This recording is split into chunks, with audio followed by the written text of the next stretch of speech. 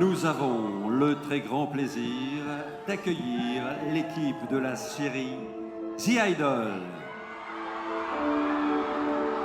présentée hors compétition pour ce 76e Festival de Cannes. Sur le tapis rouge, le co-créateur, producteur et réalisateur Sam Levinson. La comédienne Lily Rose Depp et le co-créateur, producteur et acteur Abel The Weeknd Tesfaye.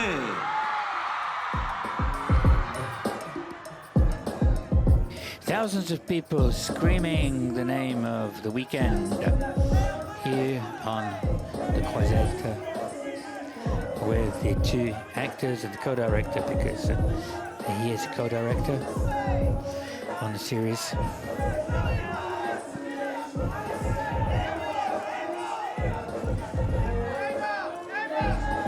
It's his first role in the cinema, even if he'd already used his voice in The Simpsons and American Dad. Yeah, The Simpsons.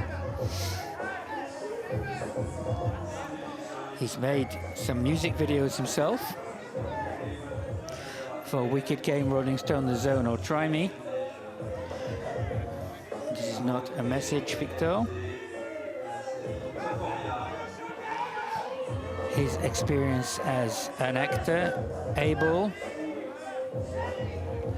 is a complex, charismatic outsider. He's a manipulator, a calculator. I had to put myself to one side to go into this character. And when you ask Sam Levinson if there's a parallel between Jocelyn, the character of Lily Rose Depp, and Rue, the young addict woman in Euphoria, played by Zendaya, well, he wants the spectator to be like a parent that can't do anything but wants to try to help their child. So the emotional involvement. Lily Rose Depp, the daughter of Vanessa Paradis and Johnny Depp. It's the last time I'll say this, because I've said it enough already. The Weeknd. Sam Levinson, the magic trio of The Idol.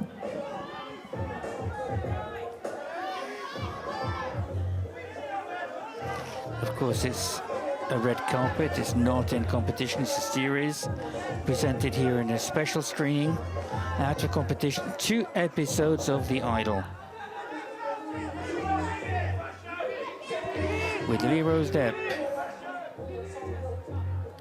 You used a formula like you said, it's the most torrid story in Hollywood, the most sordid story in Hollywood.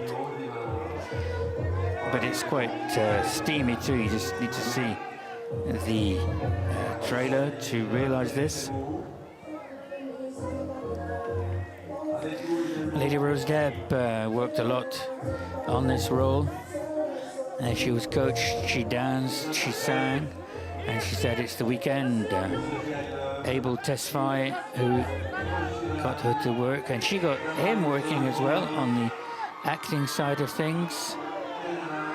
And the costume designers said that Lily Rose Depp was very involved as well. And of course, every detail counts. Troy Stevenson, Anka Zaria, Jenny Ruby Jane, who came out of Blackpink. For the time being, it's Lily Rose Depp with Barry Levinson, the director, and Abel Tesfaye on screen. Lily Rose Depp revealed here in The Dancer, La Danseuse, in Un Certain Regard. Stephanie Di Giusto's film. She has worked with Natalie Portman amongst others. With Madonna in the background there, the background music is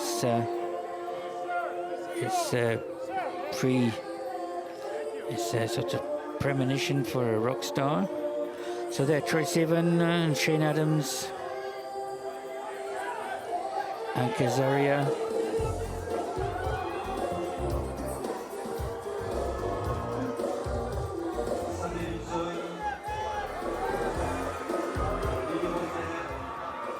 Lily Rose Depp after Rebecca Tudowski's Planetarium, Vincent Mariette's Wild Animals. She was with Louis Garrel, of course, in L'Homme Fidèle, The Faithful Man. Thierry Frémaux knows everybody, of course. The general delegate to the festival, welcoming all the teams.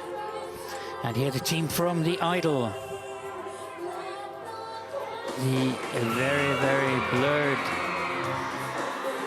border between series and the cinema. A number of directors have proposed series, and actors move easily between the two.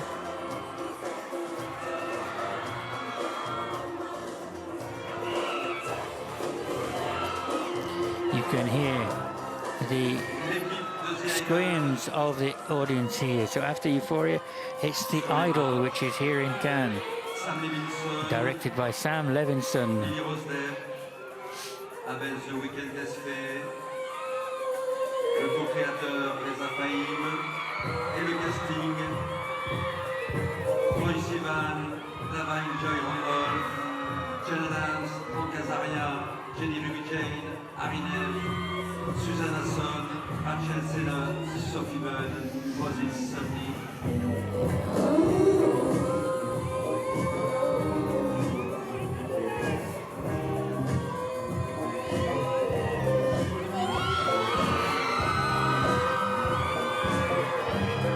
And the border between series and cinema is quite blurred, but between music and cinema, Dua Lipa was here recently with her partner Romain Gavras, and The Weeknd will be playing his first role in a series. Juliette Armanet was on the steps. Juliette Armanet, who is becoming an actress. Louane, of course, actress and singer. Benjamin Biolay, of course.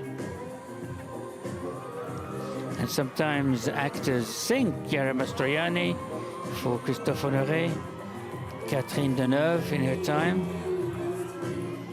And Lily Rose Depp's mother is a good example, singer, actor, actress, singer, Vanessa Paradis.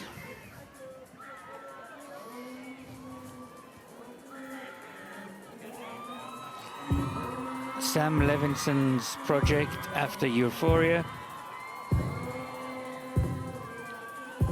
And it'd be good to see. We're looking forward to it. With this little sort of whiff of scandal that floats over the series.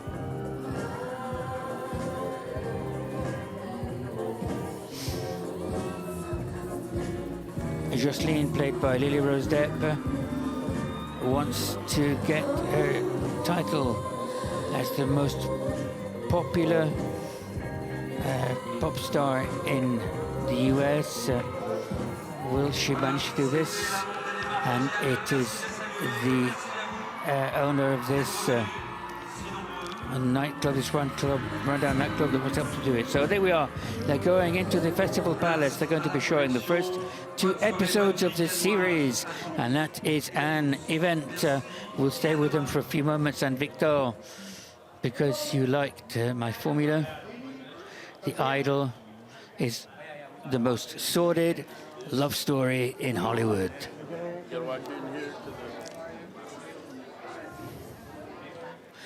So goodbye everybody, and we'll see you tomorrow back with the competition. Olivier. Good night, Victor.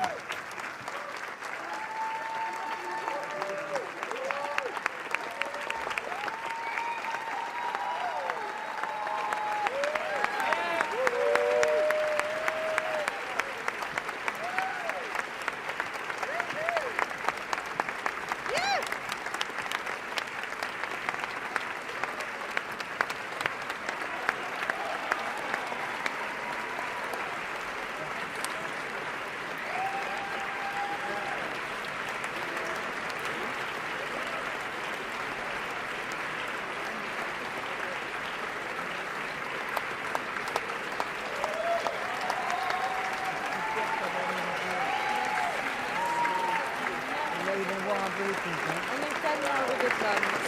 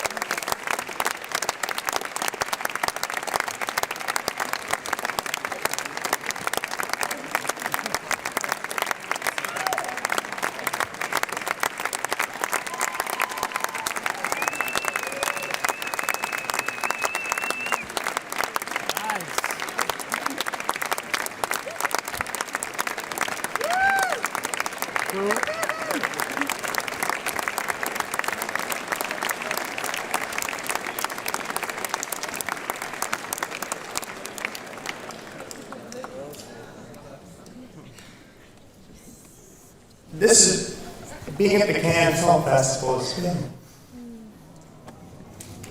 the biggest movie of my life.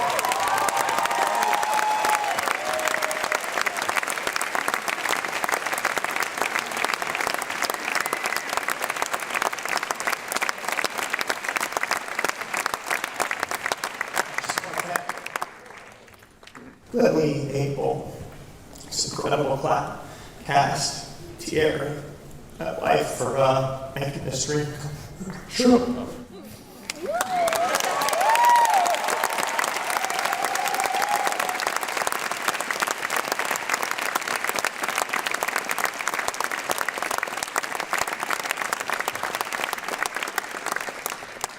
I'm incredibly proud of this show, and I'm proud of the way we made this show. I'm proud of this cast. We have so many wonderful artists, non-actors, actors, musicians, and I feel like I gained a family. I know that's a little culty, but it's the way it feels.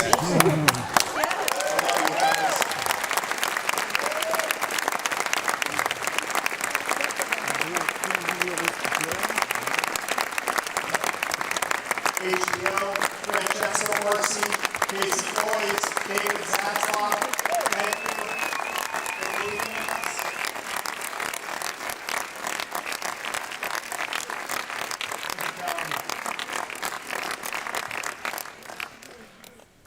Lily.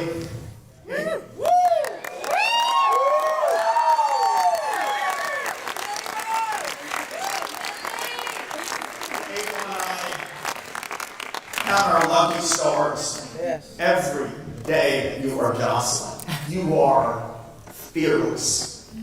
Thank you. Thank you for taking this week.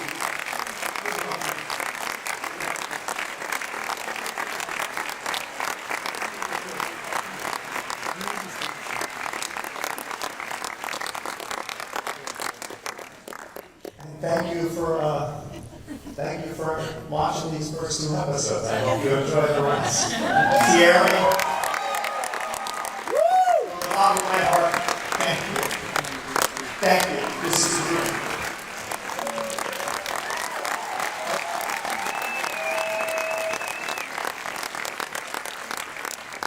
One last thing. My wife, who's my producing partner. We had our second baby boy on a Sunday, and on Monday April called. And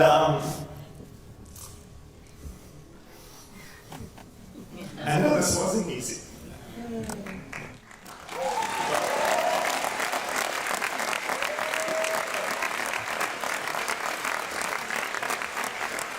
But thank you for being by my side. And thank you for being my partner in crime. I love you. I love our family.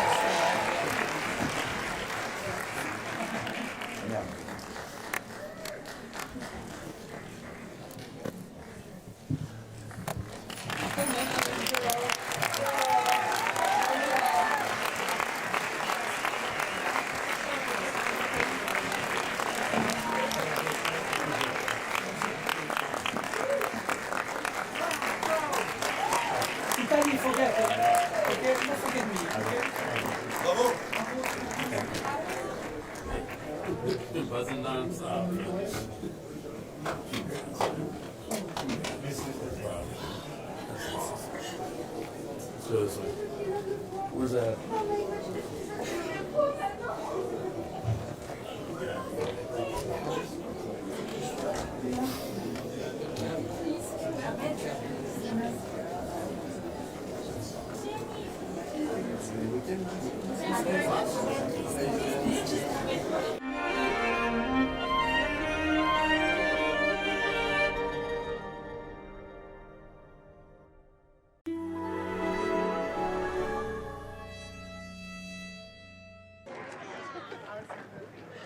We are here for the photo call for a series entitled The Idol.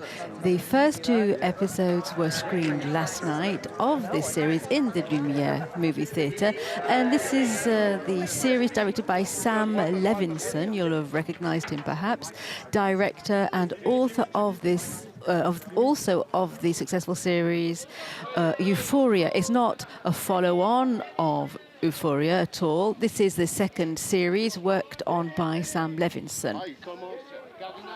And so it was quite the event on La Croisette here in Cannes last night. Thousands of people had gathered around the red carpet for a red carpet ceremony, which was quite unique, with a whole load of stars on the red carpet. As you can see in the middle of the screen, we have two stars, Lily Rose Depp, daughter of Vanessa Paradis and Johnny Depp, as well as The Weeknd, Abel Tesfaye, who is the singer in The Weeknd, and he co-directed some of the episodes of the series, and he has also acted in the series. But they are not the only stars. Right of the director, to the left of the screen, in the white outfit, we have Troye Sivan. We've also got Jane Addams, Hank Azaria, Ellie Roth, Jane Addams, Jennifer Ruby Jane, Moses Sumney, Susanna Sun, a whole big team here, lots of people here for the photo call, because there are a lot of people in the series, and they all tell a story, a love story between a singer who is played by Lily Rose Depp, who wants to get back onto her pedestal as a pop star because she fell off it. And to that, she gets in touch with the owner of a nightclub, and he tries to rekindle that flame that used to burn in Lily Rose Depp. Lily Rose Depp's character is called Jocelyn, and Lily Rose Depp does the singing in the series. She has taken inspiration from many pop stars, including The Weeknd, who is her co-star. You can see him on the screen there, but also Britney Spears. She decided on what the character would wear. Some people are saying that the clothes are rather skimpy. She's practically always barely dressed, which hints at some kind of scandal, perhaps, to come about the series. And there were similar scandals for this series, Euphoria, of course. Euphoria, the series, is all about high school children who are discovering drugs and sex. And Euphoria was very divisive in the United States. Some episodes would echo previous episodes, but others would step outside of the framework of the series and talk about different subjects. Here we have The Weeknd on the photo call with Lily Rose Depp. Sam Levinson is the creator of the series. He's son of Barry Levinson, who directed many famous films, Rain Man, as well as Toys, Bandits, etc. So Sam Levinson was very involved in his own project. He started a first version, but he wasn't convinced by it, so he decided to rewrite the entire screenplay. He kept the same actors, but he found that the first version was too naturalist and didn't really underline the grotesque side of a pop star's life, and that's what he wanted to focus on. So they started working in May 2022 on the series. 2 versions were made, and because the first one wasn't satisfactory.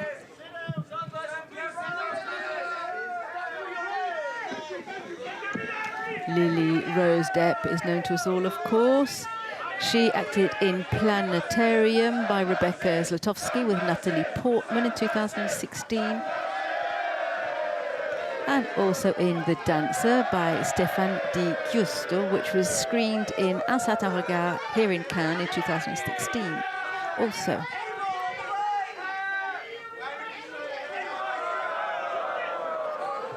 The photographers are really excited this morning. There are loads of them, and there's plenty of noise at the photo call. This is one of the most glamorous photo calls. We've got a series at the film festival. It's not the first time. We've had Twin Peaks screened here in Cannes in the past, and L'Asge Homme Vep by Olivier Assayas was screened here at the film festival.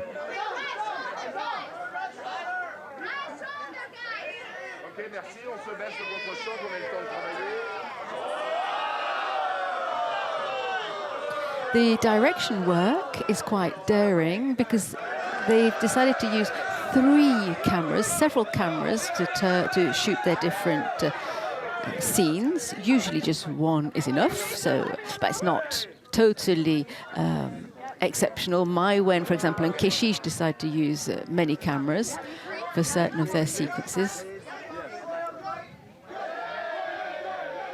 But Sam Levinson decided that 3 cameras were necessary, all working at once. He wanted to make this series into TV reality almost. That's what he was aiming at. He's saying that this is a very sordid Hollywood love story, showing the darker shadows of that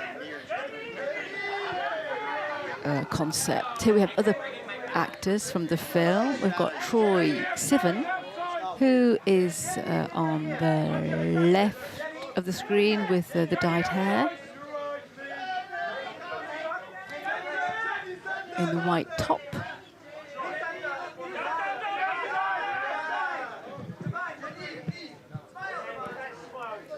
We've got Davine Joy Randolph, who is in the sparkly dress. She's an actress and a singer. And there's also Jane Addams, who featured in Twin Peaks Season 3. It's quite funny to note how these different series worlds can blend into one another, and we see elements of one in other series.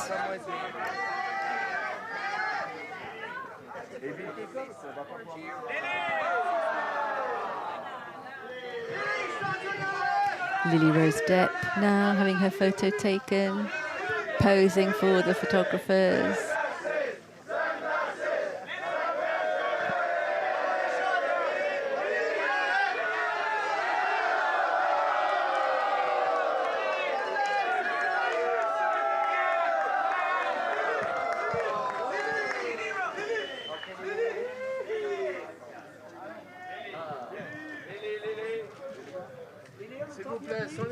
In just a short while, we'll see how the audience reacted to the first episodes of the series. They were screened, of course, to a full audience in the Lumière movie theatre. So no sooner had Lily Rose got out of the car than the people who had gathered on La Croisette were shouting out her name and also shouting out the name of the Weeknd, Abel Tesfaye. The idea of the series is to show the showbiz industry, to show how weird it is, and Sam Levinson wanted to get into the absurdity of it all. And Thierry Frémaux, the general manager of the film festival here, made a Freudian slip when he was talking about The Idol. He was saying it's a film that could be turned into a series, but I'm sure he meant the opposite, because it is in fact a series. It is a bit of an epic,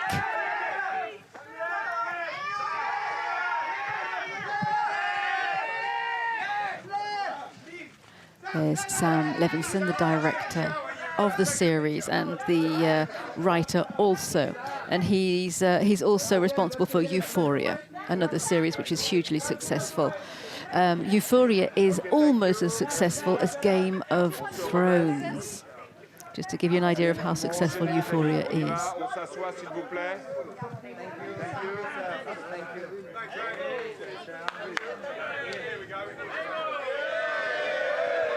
So here we have The Weeknd now, having his photo taken. Abel Tesfaye. We are known, of course, for his music, Blinding Light. Go and have a listen to his songs. You can find them on YouTube and elsewhere. He really is a star. And he has co-directed and co-wrote some episodes of this series. He's already directed his own clips for his own songs, such as Wicked Game, Rolling Stone, The Zone, and Try Me. And he says of his character in this series that he's a complex, charismatic outsider. He's manipulative, calculating, and I had to put my own personality to one side to get into the character's psychology. Fortunately, I've never let such a person get into my life. He was nominated for an Oscar for the Best Original Song. The song in question was Earned It for 50 Shades of Grey. Here we have the couple from the series The Idol now on your screen.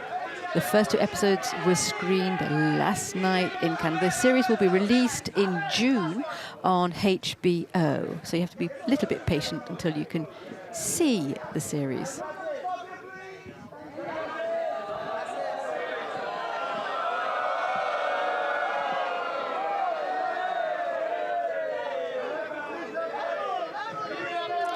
So the journalists are all shouting out for the actor and actress there.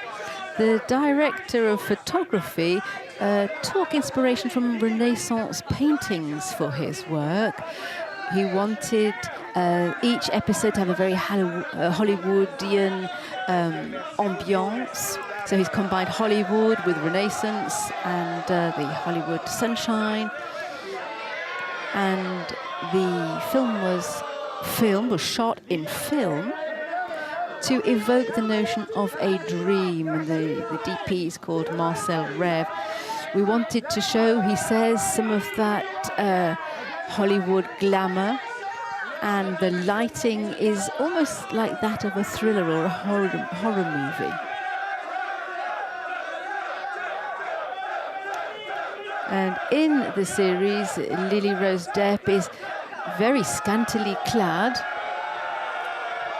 and she says that she chose those items of clothing herself because her character wants to stand up for herself, control her image.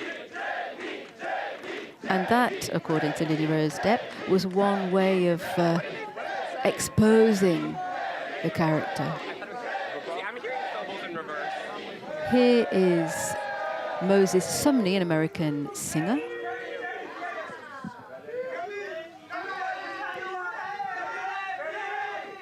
And here on your screen, Jenny Ruby Jane,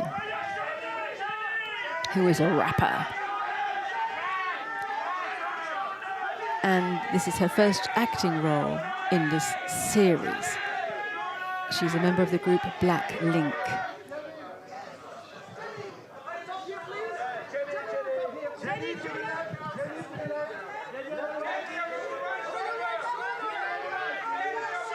It's a sordid love story that is told in the series The Idol between a pop star who's doing everything to get back into the #1 slot of the sexiest, most popular pop star in America, and her relationship with the owner of a nightclub. So will she get back into that position that she's so coveting, or will she slink down into the darkest depths? So this is quite an event here in Cannes, the special screening of the first 2 episodes of The Idol, obviously not in competition because we're not talking about a film here.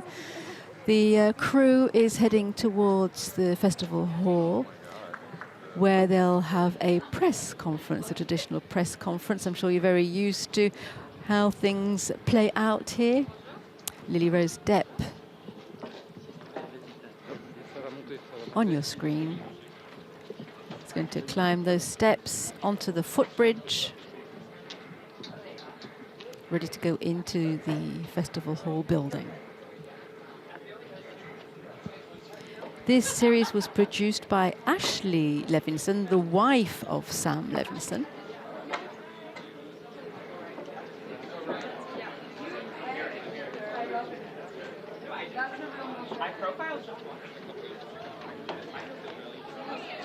So before the series is released in the month of June, we recommend that you take a look at Sam Levinson's previous series called Euphoria, because he created it, produced it, wrote it. He did everything in Euphoria, a series which explores all of the experiences that teenagers go through, identifying their own personality, finding friends, finding love, addiction also.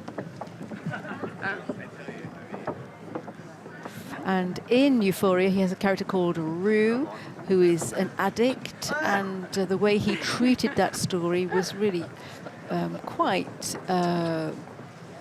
unusual and generated quite a turmoil in the United States.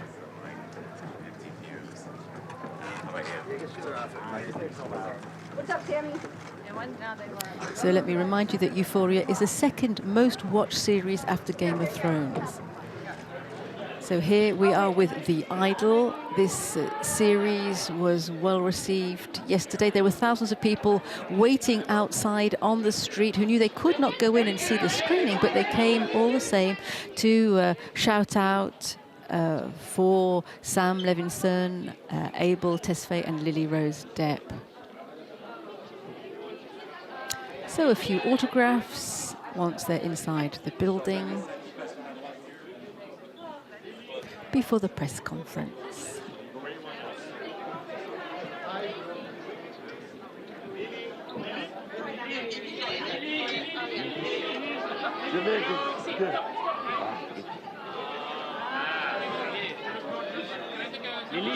Lily Rose Depp there, who is allowing some selfies to be taken.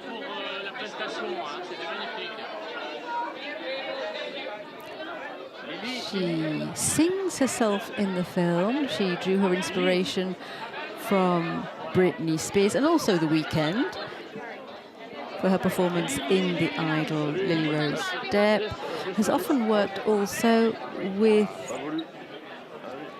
or rather she worked a lot with the costume department to choose her costumes.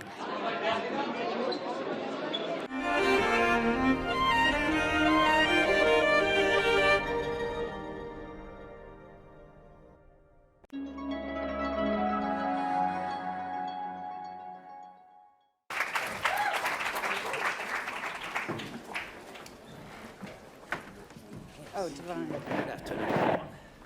Oh my God. All right, so let me introduce you all. At the very end of the table,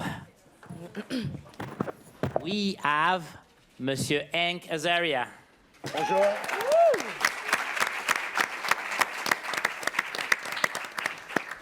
Next to him, Divine Joy Randolph.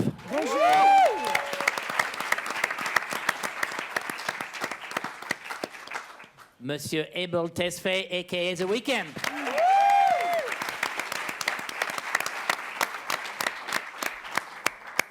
Next to me, Jane Adams.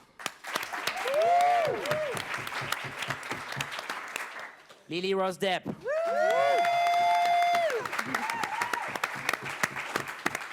And Monsieur le réalisateur Sam Levinson.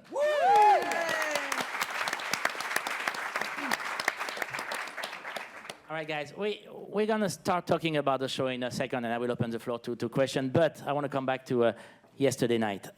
Your emotion at the end. I saw the footage. I saw you guys right after the screening when there was a standing ovation. You were in tears. I mean, this was very, very touching. So, question for all of you: what was the feeling at this moment? What was it? It's the biggest dream come true. I think we were all very overwhelmed and moved by the response. And, you know, I meant what I said. When I was a kid, I was 10 years old. I remember I didn't know much about world cinema. I didn't know about the Cannes Film Festival, but I knew about Pulp Fiction.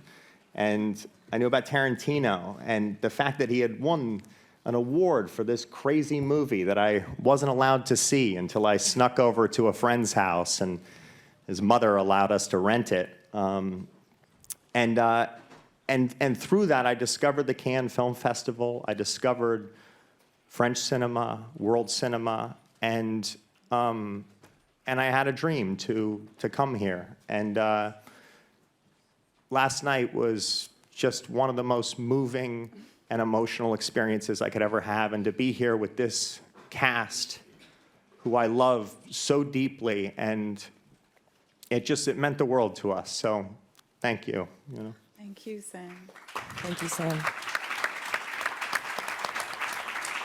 You guys want to add something to that? So it's nice that Sam's dreams make our dreams come true as well. I like that. Lily Rose? I second that. This project and these people mean everything to me, and we really have become like a family. And so to be here all together celebrating something that means so much to all of us was like just couldn't have been more special. So thank you for your merveilleux accueil. Ebo? Yeah, I mean, get to be surrounded with the people that I love.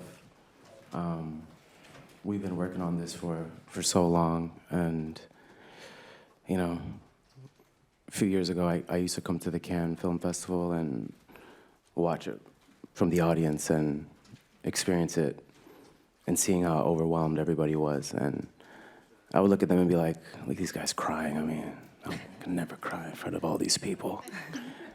And then, of course, once I looked at Sam and Lily, I fell apart, because you know, I love them. I love everyone involved. And everyone's reaction to it was heartwarming, you know? So, thank you guys. Thank you. Divine? I just think that it's really quite special when a TV show gets the opportunity to be on such a renowned and respected platform. It just means so much to even be in consideration, to be allowed to be here. And I just am so grateful for everyone involved, but also to just that we were fearless and that we sought this through from beginning to end, and that you guys saw something in that. It's deeply moving. It's also really fun. Like, it's super fun here. As usual, Jane is talking when I'm supposed to talk. It's my... It's life imitating art. Yeah, no, I thought everybody was being kind of a big baby, honestly. No, it was very moving. Sam, they all know. Creatively, I was very emotional shooting this. My mom passed away while it happened. They were kind enough to let me out for a week. And then that energy got channeled into this work, and it was one of the most extraordinary experiences I ever had shooting. And we all feel that way about each other, and I think that was part of what was informing those tears last night. Yeah. I'm going to open the floor. I know there's a lot of questions. Laurent? Oui, bonjour, Laurent Ganassia de Sinus.fr.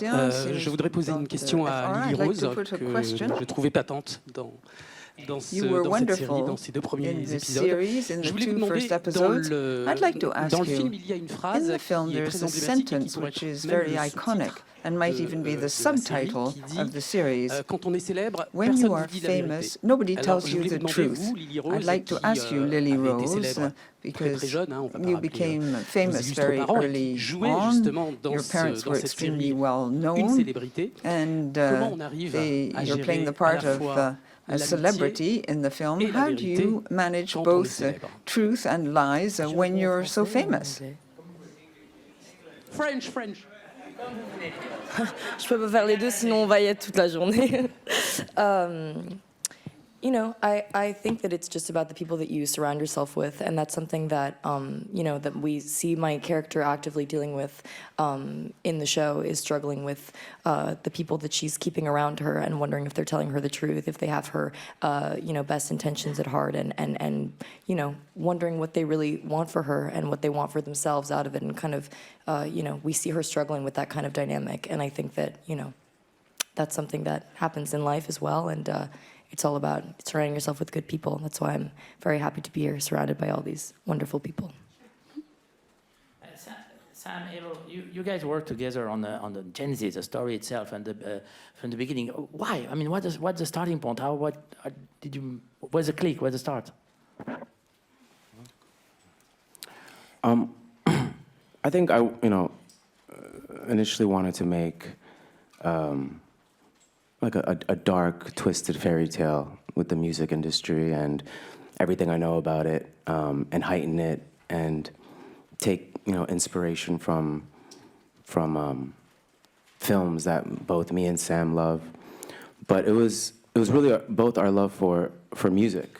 When I found out how much Sam is involved with the music in Euphoria, and getting to work with him on the music on the show, I think that's when it really unlocked it for the both of us, that we wanted to really focus on how can we create our own pop star? Can we create somebody who is trying to find themselves, and using my experiences, using his experiences as an artist, using Lily's experiences from her point of view, and just, creating something special, daring, exciting, fun, make people laugh, piss some people off, it's just, yeah, that was the initial thought. And I've always wanted to work with Sam. I mean, we were friends before anything, so, yeah. You want to add something? I mean, I saw Abel, I think, perform for the first time at the Hollywood Bowl in 2011 or 12, and I remember seeing him there, and he was standing behind the mic, and he didn't move, and I was captivated by him, and I followed his career, as everyone knows his career, and I was following his career, but I didn't get to see him again live until we were in prep for this show, and I went with him to Coachella. I think he hadn't performed in a couple of years, maybe since the Super Bowl, and I rode up with him. I rode in the car with him. I watched the sort of the focus and the ambition that he has, listening to his set list on the way up, and being in the trip, doing his vocal lessons, and just this drive that he has to entertain and to give people the greatest show possible. And I was out there in the audience, and I remember he said something to me beforehand. He said, "Look, you have to remember, this was a festival that he wasn't initially going to headline, and he signed up for it in the last, it was about a week or two before it was to go on, and he said, this isn't my audience. They're not here to see me, but I'm gonna win them over." And he got up on that stage, and he said, it's a tough audience because they've been there for 3 days, they're tired, they want to go home, they got headaches, they're dehydrated. And he went out on that stage, and it was the first song started to play, and I could see people were there, but they weren't totally moving yet. And I watched them, as he was just going out, and he just started to work the crowd, and every single person in that crowd, he'd make eye contact. I mean, not obviously every single person, but he was making eye contact, and he was singing. And it was like, by the second song, people started to loosen up. The third song, they just started to give themselves over to the music, to the show, to the performance. And I was watching him on these big monitors, and his face and the charisma and just how much he had grown as an artist from when I first saw him 10 years earlier. And I thought, wow, you know, this is the arc of a career here. You know, this is, and he's only, what, 32, 33? This is the first act. And I thought this, if he can do this, if he can go from being this kind of shy kid behind a microphone to this superstar, this on stage, he's got something in him that is 1 in, 100 billion. And there was something about that drive, that ambition to win people over, to get them to stop thinking about all the, all of the shit of life, the trials, the tribulations, the work, the family, the kids, all this, and just give yourself over to the music. And it was just an astonishing moment. And I think right there is when it really clicked for me as to what this show is about. It's about the ambition and the drive to be a better artist. And seeing Lily, and I think it's in the, and that's where the kind of the impetus of that opening shot is of this show, is you see this young woman there, and she can laugh, she can cry, she can make you feel anything just in an instant. And I thought this is a show about a performer.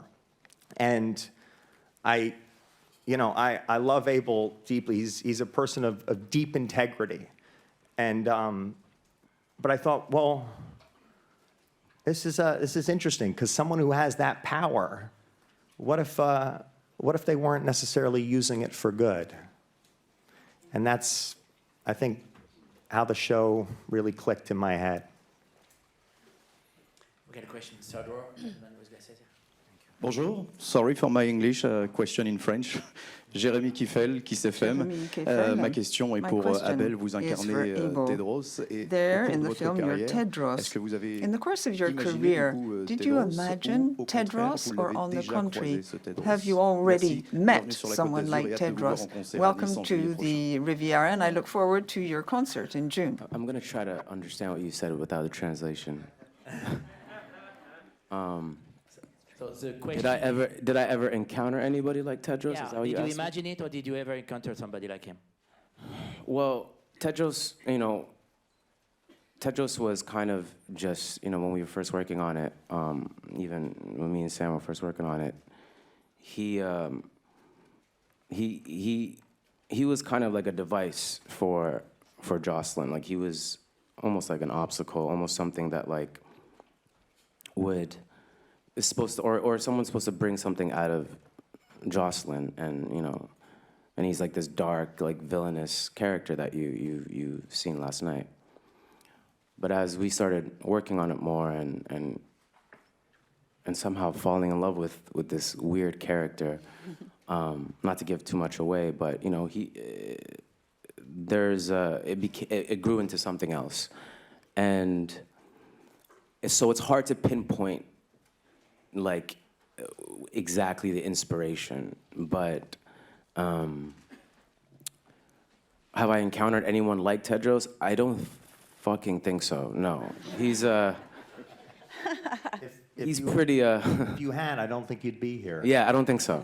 Yeah, thank God. I feel fortunate that I haven't run into anyone like him. But yeah, inspiration. I mean, the first thing I can think about is Dracula. He's just he's Dracula. And he's just luring his what's the character you're actually playing, Lily? Oh, in Nosferatu. Yeah. The girl. The girl. You know, I don't know if I'm allowed to say the character. Oh, okay, I'm sorry. not to give out any scoop, but he's like luring her, and then just the shot of him, just when the garage door opens, the gate door opens, and it's just like, I couldn't tell if everyone in the theater was laughing because me and Sam and Lily were laughing really hard at that. The best shot ever. But right off the top of my head, Dracula. Yeah. Just to follow up on Yeah, that, go ahead. I would say that I think when we were trying to figure out exactly who this character is, one of the things that occurred to me is, and I remember we were in Abel's closet, and I was just having him try on different clothes to just get out of himself. Clothes I never wear, by the way, just clothes Yeah. that I would essentially. Clothes that have been gifted to you. Yeah, that exactly. You didn't, yeah. And I thought, what if this character had all of the dreams that Abel has, all of the vision that he has about culture, about how to tell a story through music videos, but what if he had none of the talent? I can't imagine how frustrating that would be to him.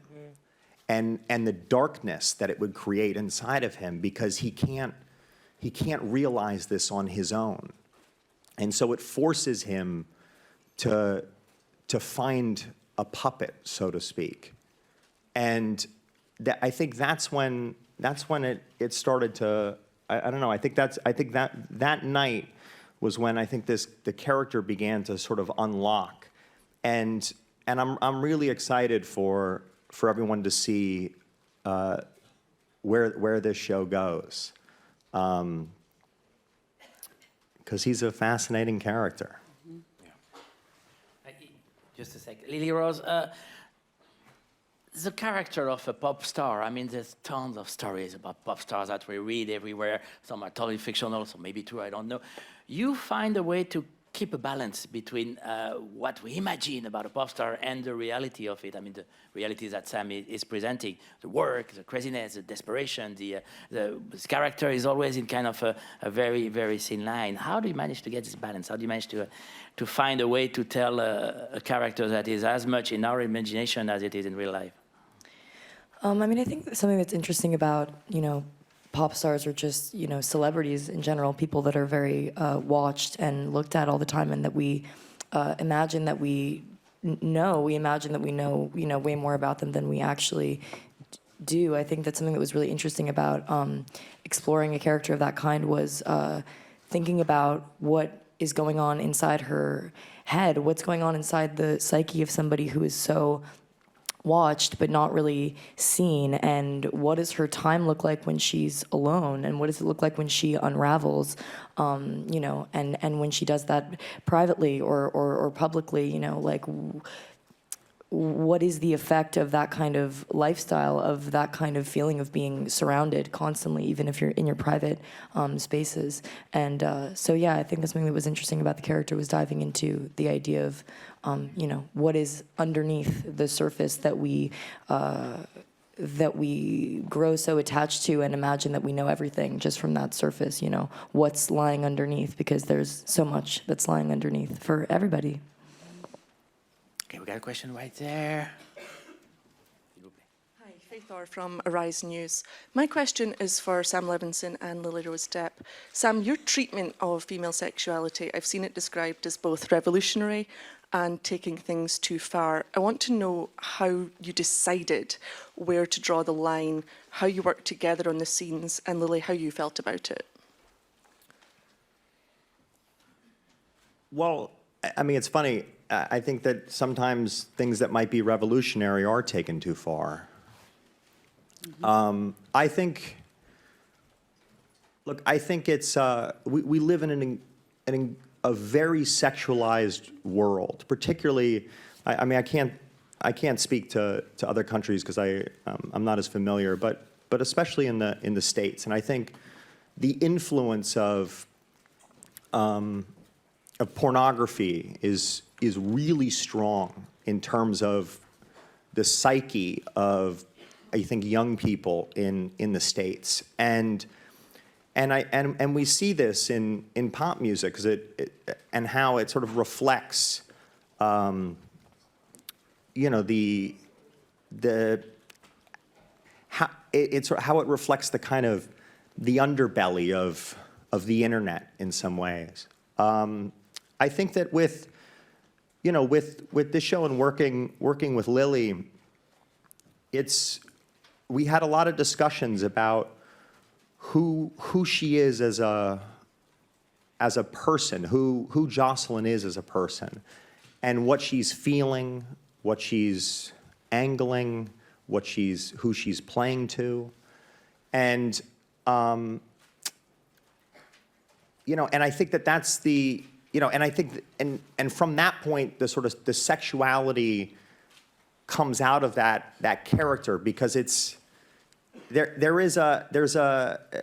there's two things that happen when you have a character that has such a strong sense of self and such a strong sexual sense. Is you end up with you simultaneously end up kind of underestimating her, because you're not quite sure, well, why is she doing this? Why is she wearing this? Why is she singing about this?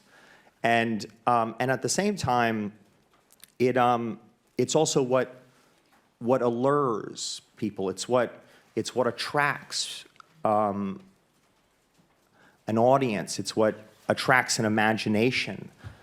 And I think that I think it's very true to what almost every pop star is doing these days.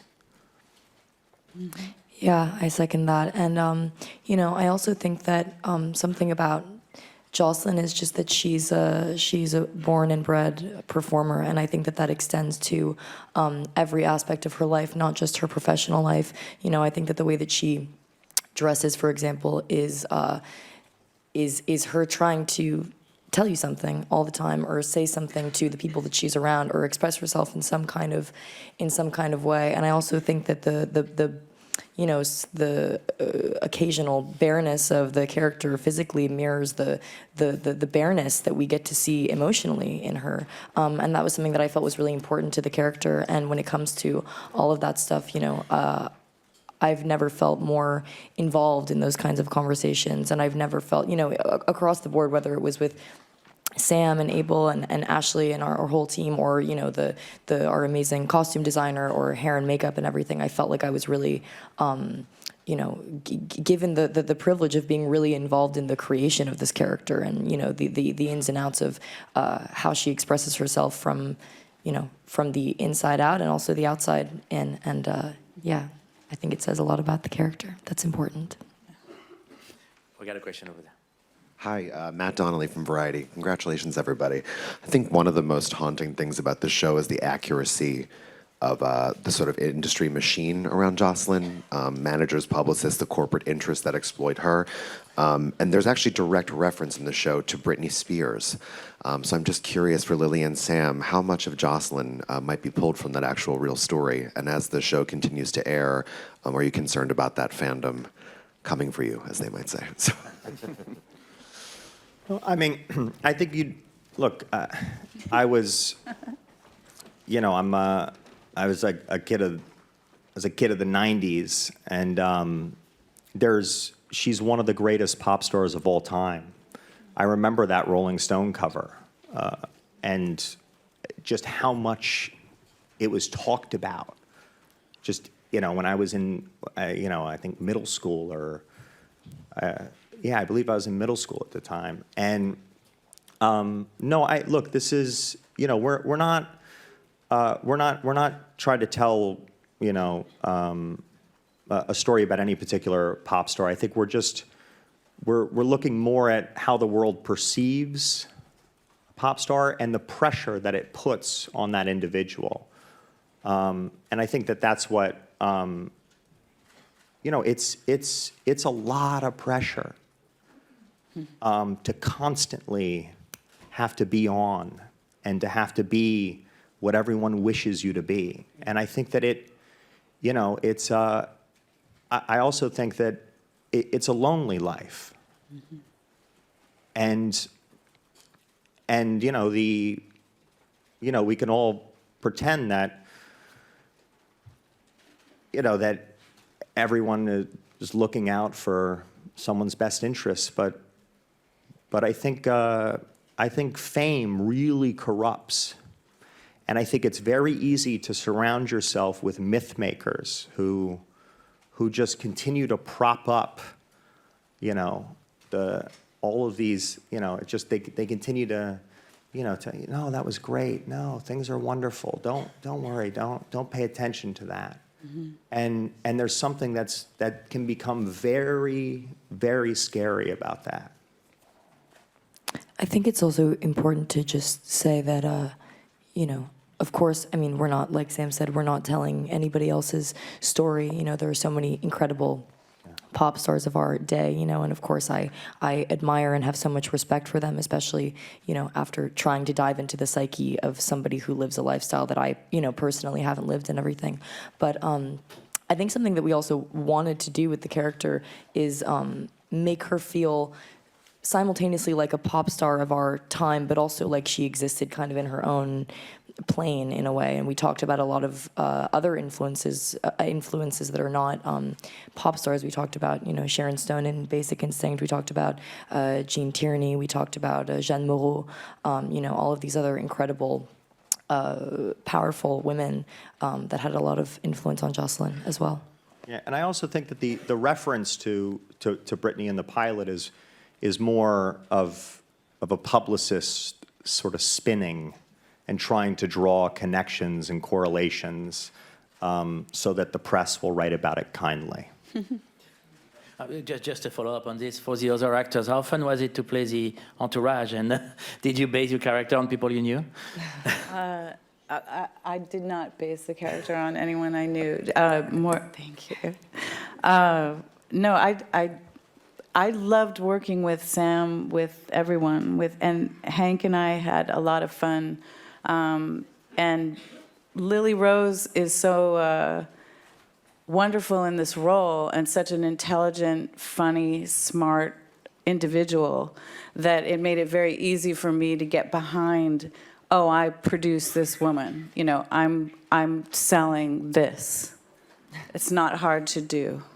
I feel like in this world today, I'm happy that we're playing these roles because I think it challenges a lot of preconceived notions about what women are about in any industry at all. So I'm really I'm so excited about this show. So I would just add one other thing, which is one of the things that I love the most is about this show is the character of Dee and Chaim, because there are people that you meet in this business that are passionate about the people they represent and are fighting for them and deeply want to protect them. And I think having these two, and that who they're trying to manage, someone who's fragile in a lot of ways, and I think, but exploring that love and kind of that maternal and paternal relationship that both Divine and Hank have to this character was also important because it's the shading of it all. Nothing exists in the extremes. There are certain extreme characters, but there's also really you can meet really beautiful people in this business, and it's not all darkness. No. I'll just really quick, like Divine and Hank.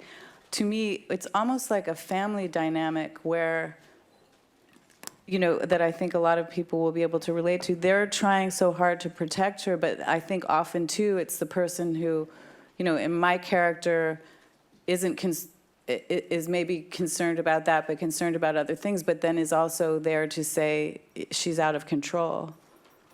Whereas someone who's codependent, which they can fall into that a little bit, might be hurting them more, might be hurting her more than someone who says, what are you talking about? Kind of echoing what you were saying, Sam, about people just yes you when you're like this.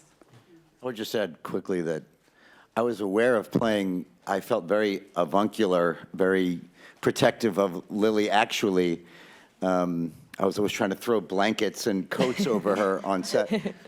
Are you cold? You must be cold. Are you cold? I asked her that a lot. We shot in the summer, so that was good. Which made it, I said it in character a few times too. I don't know if it ever made it in, but I was surprised in the cut because I was only ever aware of being very protective of her. Very, very.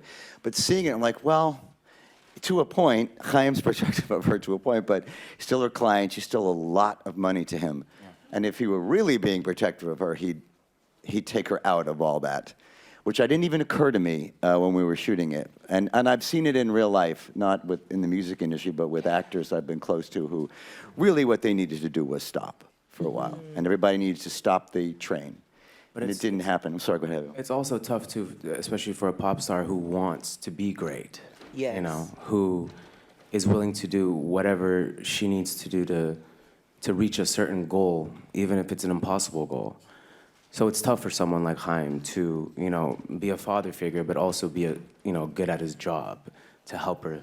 So it's very complicated. Yeah. Which I think is. Because I also think that if Chaim had told her, like, you know, now you really need to stop, I don't see any world where she would have been like, you know, you're right, I will. I just don't think it would have happened. Yeah, and I think that's where my character comes in a very interesting way because she's constantly maneuvering and playing all the cards and spinning all the plates. And I think, you know, she knows that. So there's times, right, where my character often is like, Chaim, don't do too much, because if we do, then the child runs. If you slap the child on the wrist and say they can't have it, they're going to run right towards it. So I think we quickly, in like a kind of crisis mode, you haven't seen this part, but when we meet him, we're like, no, absolutely not. Let's, like, you know what I mean? We have to have a strategy, and the strategy is basically like I play ball, and I get close to this guy and make him feel like I'm on his side, while at the same time, what's really most important is I just need to be in the room and constantly have eyes on her. Because if I can give, like, you know what I mean, in those moments more of like, oh, the older, bigger sister type thing, but I know that she knows I need but one glance and it's a wrap and it's done. You know what I mean? So I think it's really interesting, that kind of dynamic that you have these two people that both are needed. At first I was like, how are we gonna do that? But I realized, no, both are actually needed. And then I think it goes back to, which I hope people really take away from this, and this is the female perspective.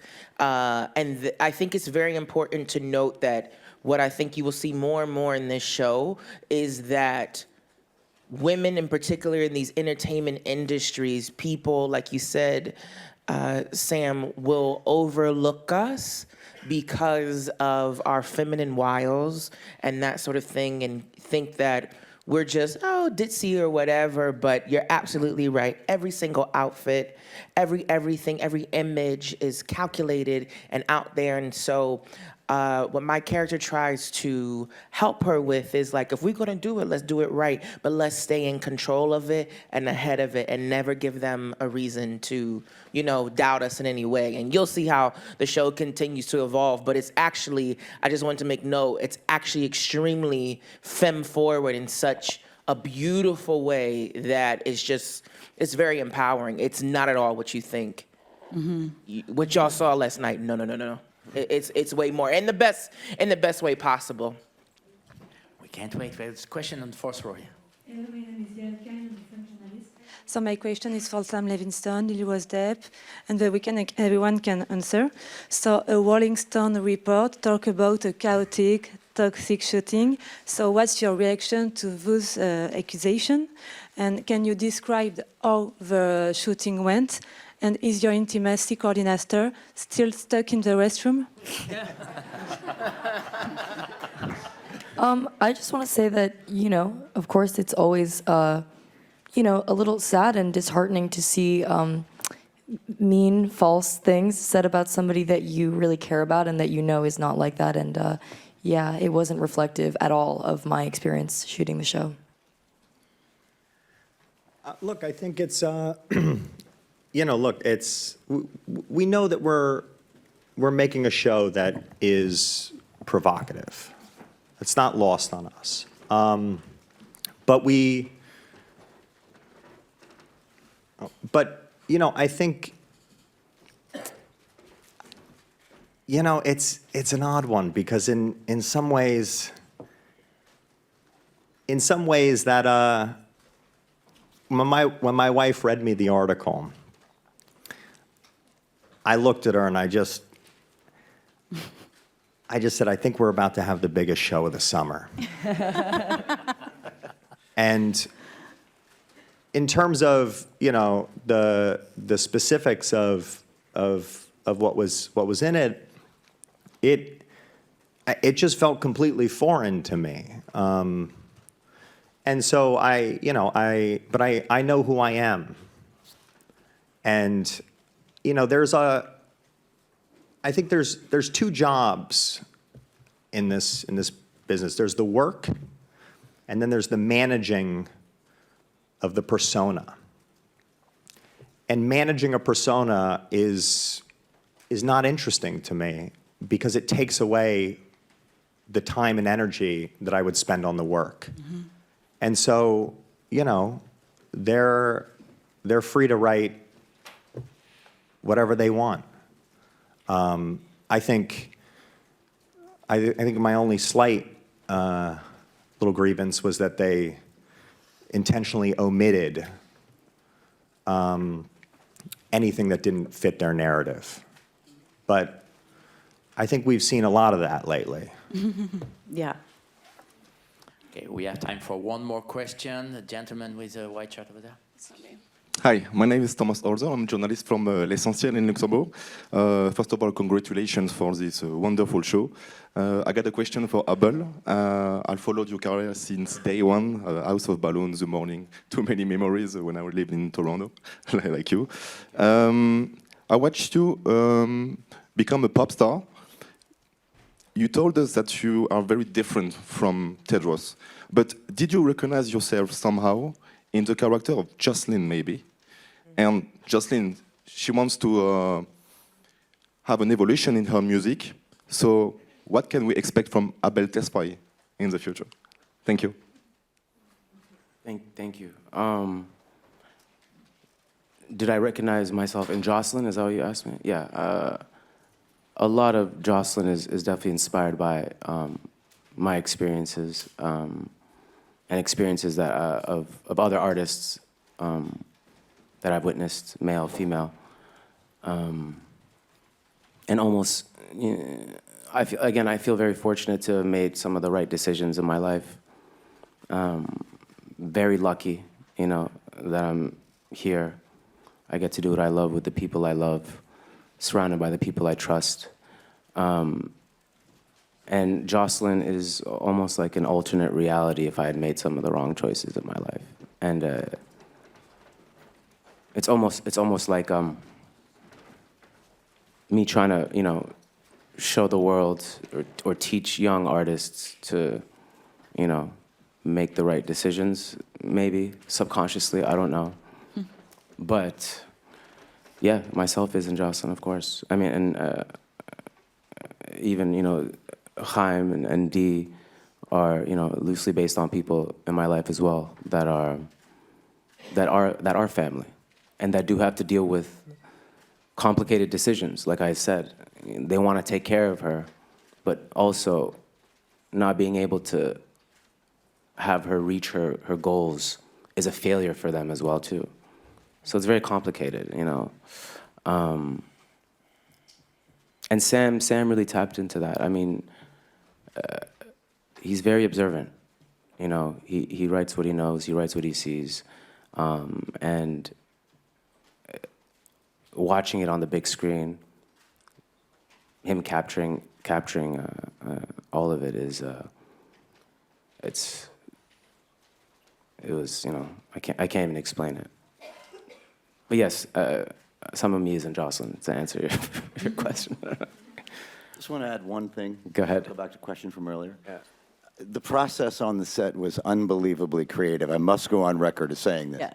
to call it chaotic or dysfunctional would be like, going onto the set of Curb Your Enthusiasm or a Judd Apatow movie where people are improvising brilliantly and saying, "Oh, well, they must not know the lines." No, no, no. I've been on many, many a dysfunctional set, believe me, where pages come in late and nobody knows what they're doing, and it's quite upsetting, and the work isn't great. This was the exact opposite. And it took some getting used to as an actor. I felt challenged for the first time in many, many years. It kind of revitalized my joy in the filmmaking process. Truly. And a lot of that was because of the spontaneous, passionate nature of what was going on. So I understand from a distance how someone in charge of getting the pages out that day or which wardrobe was meant for who in that moment would get a little confused and not know what was going on. Sometimes I did. But that all became part of what was the joy of this thing, and it's partly why I feel some of the best work I've done in many years, so I'm very grateful to have been part of all that. I second that 100% and feel very strongly about it also. Like, it's one of the best creative experiences I've ever had, and, Sam's a brilliant filmmaker. Like, this is a brilliant film as well. I mean, it is on film. Nobody is like, and the creative process is not. I'm just getting very upset in society these days. Like, just can we create? Can we have freedom of thought? Can things be messy before they get? That's this, and it's one of the most thrilling processes I've ever been involved with, and I'm so glad Hank brought it up. Just one other thing to add to this. When we were gonna do this show, we knew that,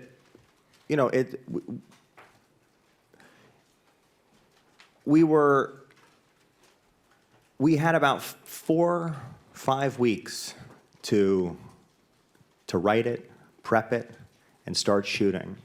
And I called Hank, who I'd worked with on Wizard of Lies. I called Divine, who I'd only seen act in a couple of things I was just blown away by, and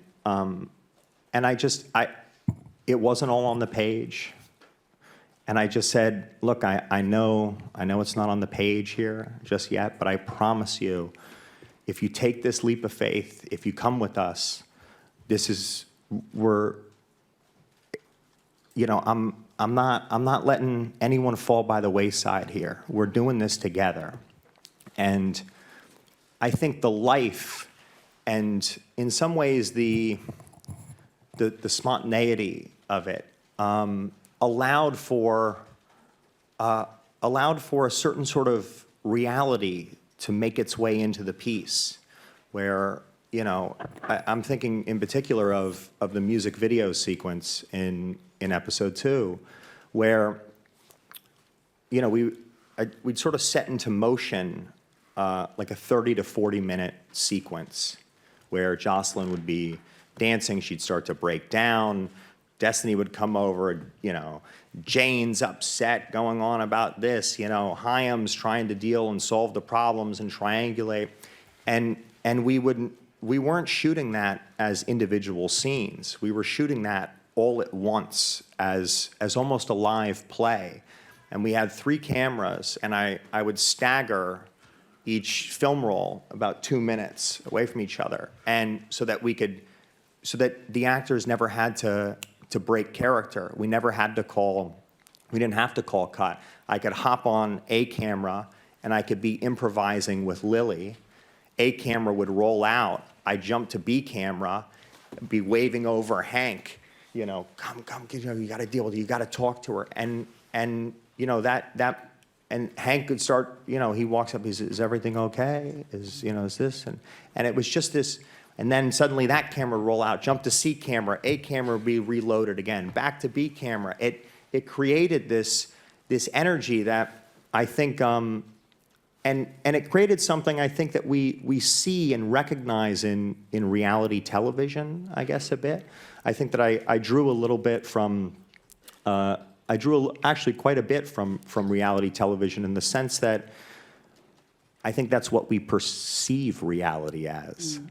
And so I wanted it to seep in, and for those mistakes and the fumbling of dialogue and the confusion of what's going on, I wanted that to become part of this piece, because that is this business in many ways. That's the feeling that exists inside of, I think, creatives and executives, is this slight terror that it all may just go awry. And, you know, and I think that's a visceral emotion to capture, and it's a hard one because you can't manicure it. You can't, you know, it's very difficult to design that from from sort of a it's a hard thing to recreate unless it feels like there is no safety net in a way. And that's what, you know, we wanted to sort of take that aspect away, you know, and just have these things unfold in real time. And you fucking nailed it. Yeah, you did. Mesdames et messieurs, just one more thing. Merci beaucoup.